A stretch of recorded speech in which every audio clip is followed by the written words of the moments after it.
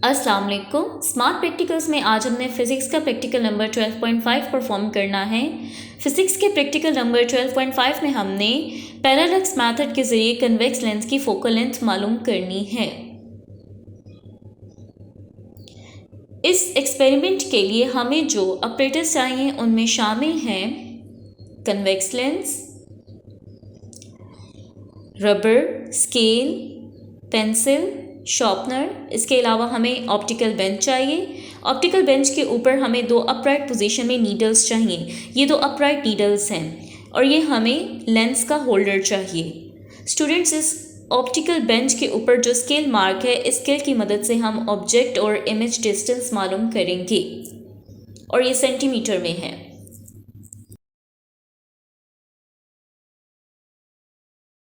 Students, सबसे पहले हम कन्वेक्स लेंस की फोकल लेंथ मालूम करेंगे। फोकल लेंथ मालूम करने के लिए हम इस सामने मौजूद विंडो का इमेज इस विंडो के ऑपोजिट तरफ यानी मुखालिफ साइड पर जो वॉल है इस पर इस विंडो का इमेज मालूम करेंगे।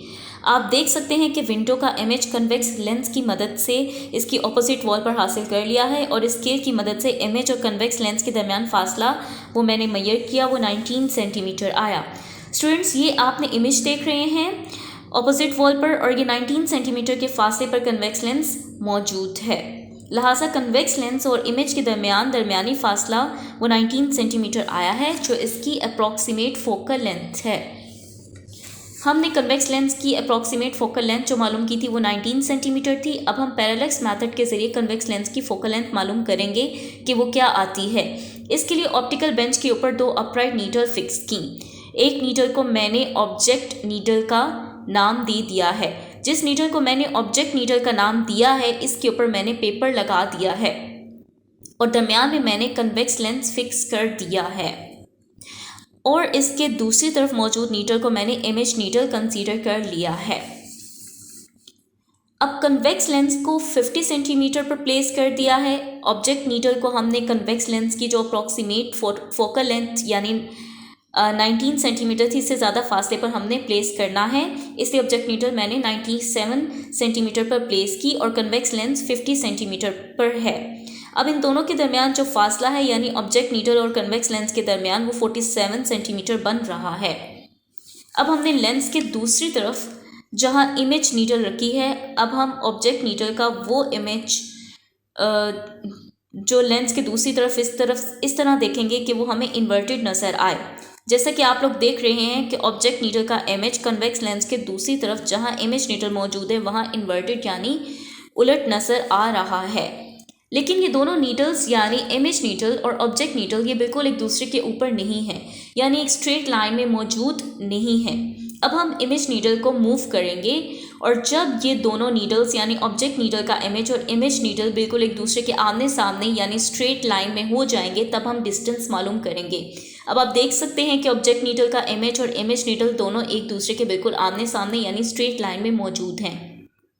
हमने इमेज नीडल की पोजीशन इस तरह से तब्दील करनी है कि ऑब्जेक्ट नीडल का इन्वर्टेड इमेज और इमेज नीडल दोनों एक दूसरे के ऊपर अपराइट होने चाहिए और दोनों की नीडल एक दूसरे के साथ टच होनी चाहिए। अब इस पोजीशन पर हम इमेज नीडल का डिस्टेंस मालूम करेंगे यानी कन्वेक्स लेंस से इमेज नीडल तक का फासला।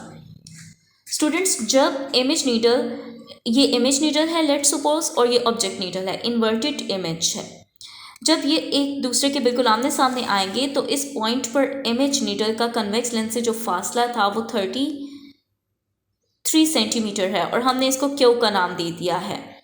आप देख लें इमेज नीडल 17 सेंटीमीटर पर है और जो कन्वेक्स लेंस है वो 50 सेंटीमीटर पर है, इसलिए 17 सेंटीमीटर 50 सेंटीमीटर के दरमियान जो फासला बनता है वो 33 सेंटीमीटर है और इसको हम इमेज डिस्टेंस कहते हैं और इमेज डिस्टेंस को हम स्मॉल क्यू से रिप्रेजेंट करते हैं। इसी तरह से ऑब्जेक्ट नीडल और कन्वेक्स लेंस के दरमियान जो फासला है वो 47 सेंटीमीटर आया था और इसको हम स्मॉल पी से रिप्रेजेंट करते हैं। अब हमने क्यू और पी की मदद से फोकल लेंथ मालूम करनी है।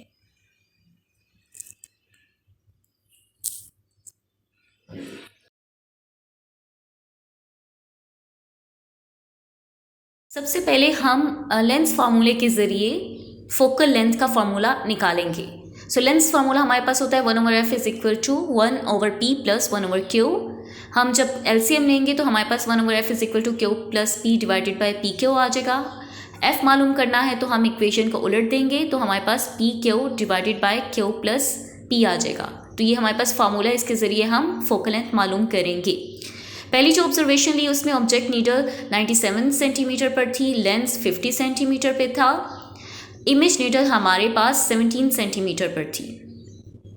जब हमने डिस्टेंस मालूम किया तो स्मॉल b हमारे पास 47 सेंटीमीटर आया और स्मॉल q हमारे पास 33 सेंटीमीटर आया। अब हम फोकल लेंथ के जो फार्मूला है P Q divided by Q plus P, इसकी मदद से जब हम फोकल लेंथ मालूम करेंगे तो हमारे पास 19.38 सेंटीमीटर आएगी, जो कि अप्रॉक्सीमेट फोकल लेंथ हमने शुरू में मालूम की थी उसके बराबर है।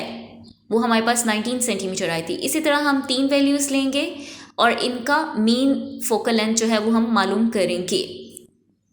तो रिज़ल्ट हमारे पास क्या आया कि कन्वेक्स लेंस की हमारे पास जो फोकल लेंथ है वो 19 सेंटीमीटर या 19.3 सेंटीमीटर हमारे पास आई है।